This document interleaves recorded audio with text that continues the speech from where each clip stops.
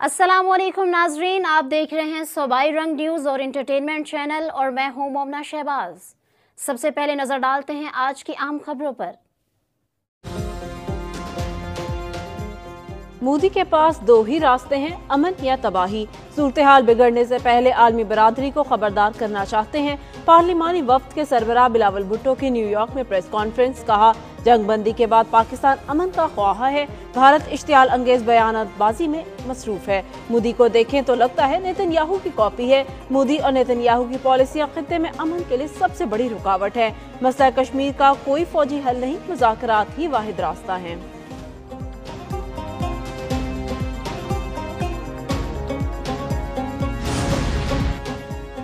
पाकिस्तान के सिफारती मिशन के सरबराह बिलावल भुट्टो की अक़वाम मुत्तहिदा के हेडक्वार्टर्स में फ्रांस के सफीर जेरोम से मुलाकात। बिलावल भुट्टो ने रूस, चीन और अमेरिका के बाद फ्रांस के सामने पाकिस्तान का मुकदमा रख दिया। कहा, भारत का बगैर सबूत पाकिस्तान पर इल्जाम संगीन नताइज का बायस बना। इससे कबल चीनी मीडिया को इंटरव्यू देते हुए बिलावल भुट्टो का कहना था, हम अमन चाहते हैं लेकिन अमन तब तक मुमकिन नहीं जब तक हम डायलॉग में शामिल न हो। बैनुल अक़वामी बरादरी आबी तनाज़ा और कश्मीर का मसला हल करने में मदद करे। भारतीय हुकूमत को ये तस्लीम करने में एक माह लगा कि हमने इनके हत्यारे मार गिराए।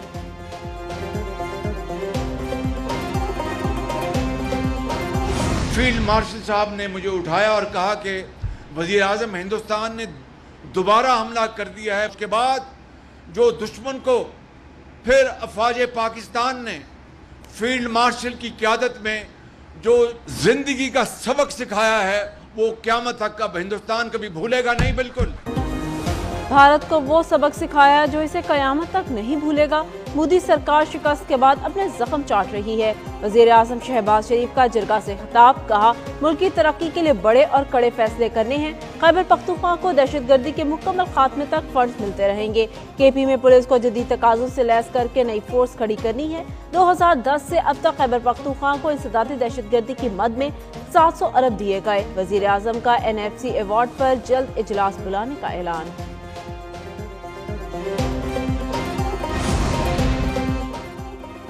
भारतीय को सिफारती सतह पर बेनकाब करने का मिशन। वज़ीर आज़म के मामले ख़ुसूसी तारिक फातिमी का दौरा रूस। जनूबी एशिया में हालिया पेशरफ्त पर रूसी वज़ीर ख़ारजा को तफसीली ब्रीफिंग दी। इलाकाई कशीदगी पर मौक़िफ़ से आगाह किया।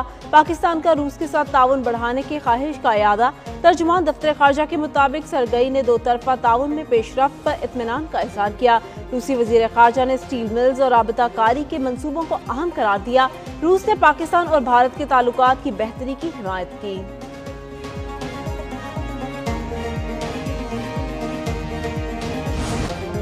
कराची की मलीर जेल से 216 कैदी फरार, 91 दोबारा गिरफ्तार, 129 की तलाश जारी।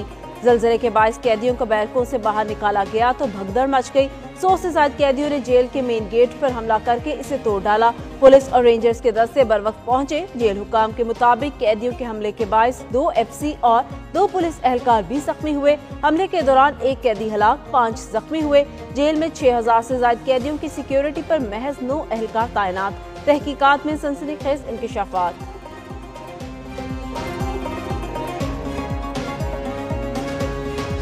अभी तक जो पता चला है कि जो ज़िलज़ले के झटके आ रहे थे उसमें कैदियों में कुछ तशवीश हुई कि जी हम बैरिक्स के अंदर हैं, हमें बाहर निकाला जाए, गिरना जाए।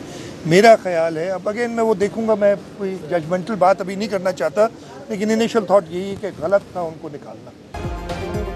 फरार कैदी वापस आ जाएं वरना सख्त सजा मिलेगी, वज़ीर आला सिंध ने वाज़े कर दिया। मुराद अली शाह कहते हैं, कैदियों को बाहर निकालने वालों को सजा मिलेगी। ज़लज़ले की वजह से कैदियों को बैरक से निकालना गलत था। मलीर जेल जैसे वाक़यात बाइस तशवीश हैं। मलीर जेल से कोई बड़ा दहशतगर्द नहीं भागा। वज़ीर दाखिला सिंध ने कहा, हर कैदी का डेटा मौजूद है। फरार कैदियों को दोबारा गिरफ्तार किया जाएगा। वज़ीर इत्तलात सिंध शर्जील मेमन बोले, 24 घंटों में वापस न आने वाले कैदियों को जेल तोड़ने के जुर्म में 7 साल कैद होगी।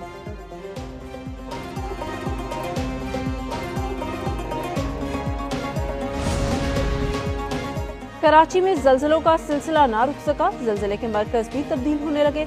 शहर के मुख्तलिफ इलाकों में 2 रोज के दौरान जलजले के 19 झटके।